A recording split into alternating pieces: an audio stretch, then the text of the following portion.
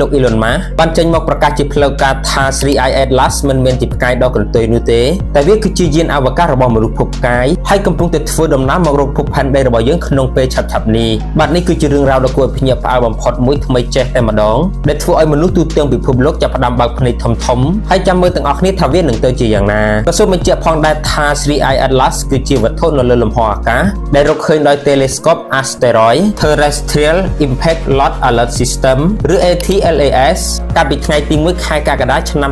2025កន្លងទៅនេះអ្វីដែលគួរឲ្យចាប់អារម្មណ៍បំផុតនោះ Telescope ដែលមានទីតាំងនៅប្រទេស Chile ដែលមានឈ្មោះថា Atlas នោះគឺបានសង្កេតឃើញអំពីសកម្មភាពខុសប្រក្រតីរបស់វាដូចជាធម្មតាផ្កាយដ៏កន្ទុយដែលគេសង្កេតឃើញនៅពេលដែលវាគោចរហោះឡើងហោះចុះទៅដល់ក្បែរព្រះអាទិត្យគឺវានឹងមិនខ្វៀងផ្លូវទៅណានោះទេដោយវានឹងហោះគៀកទៅរហូតតែរលាយខ្លួនឯងតែម្ដងខុសអីទៅ 3i Atlas ដែលគេរកឃើញថ្មីនេះគឺវាគោចរដូចជាមានអ្នកកាច់ចង្កូតឬមានប្រព័ន្ធគ្រប់គ្រងច្បាស់លាស់យ៉ាងចឹងដោយវាបានហោះតម្រង់ទៅរកព្រះអាទិត្យពេលដល់ចំណុចមួយដែលអាចនឹងធ្វើឲ្យវាផ្ទុះឆេះហើយរលាយ 3i Atlas បែរជាកាច់ចង្កូតបដូរគន្លងធ្វើដំណើរហើយឆ្លងហួសព្រះអាទិត្យទៅបានយ៉ាងសុវត្ថិភាពធ្វើឲ្យសកម្មភាពមួយនេះត្រូវបានគេចាប់អារម្មណ៍និងមានចម្ងល់ថា 3i Atlas មិនមែនជាផ្កាយដ៏កន្ទុយធម្មតាដែលបង្កើតឡើងដោយធម្មជាតិតែវាគឺជាយានអវកាសរបស់មនុស្សភពផ្កាយក៏សូមបញ្ជាក់ផងដែរថា 3i Atlas គឺជាវត្ថុរវាងអាចផ្កាយលំដាប់ទី3បានន័យថាវាមិនមែនជាវត្ថុដែលនៅក្នុងប្រព័ន្ធព្រះអាទិត្យរបស់យើងនោះទេតែវាបានធ្វើដំណើរមកពីក្រៅប្រព័ន្ធព្រះអាទិត្យរបស់យើងដំបូងឡើយគ្រាន់តែឃើញពីវត្តមានរបស់វាព្រាមអ្នកវិទ្យាសាស្ត្របានរកវាបញ្ចូលទៅក្នុងប្រភេទផ្កាយដ៏កន្ទុយ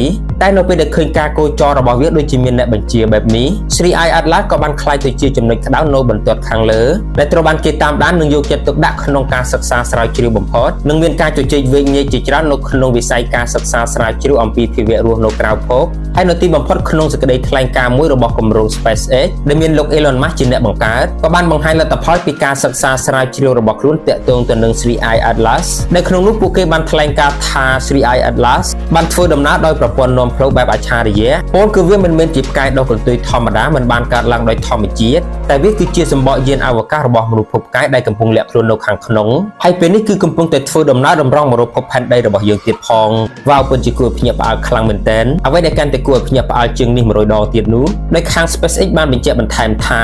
វាចំណាយពេលធ្វើដំណើរមករកភពផែនដីរបស់យើងគឺចំណាយពេលត្រឹមតែ2ឆ្នាំទៀតប៉ុណ្ណោះ2ឆ្នាំទៀតគឺថាលឿនខ្លាំងមែនទែនពលគឺត្រឹមតែ24ខែទៀតនោះទេតែឈប់សិនសូមបងប្អូនកុំទាន់អាប្រហោងពោះព្រោះមិនដឹងថានៅពេលដែលវាធ្វើដំណើរជិតមកដល់ផែនដីយើងហើយវាអាចនឹងហោះខ្វៀងដូចពេលដែលហោះខ្វៀងព្រះអាទិត្យឬក៏មកចុះចតនៅលើភពផែនដីរបស់យើងនោះទេដូច្នេះហើយពេលហ្នឹងគឺមានតែចាំមើលទាំងអស់គ្នាហើយខ្ញុំគិតថាបើសិនជាវាជាអេលៀនពិតមែនសង្ឃឹមថាវានឹងមកក្នុងន័យសន្តិភាព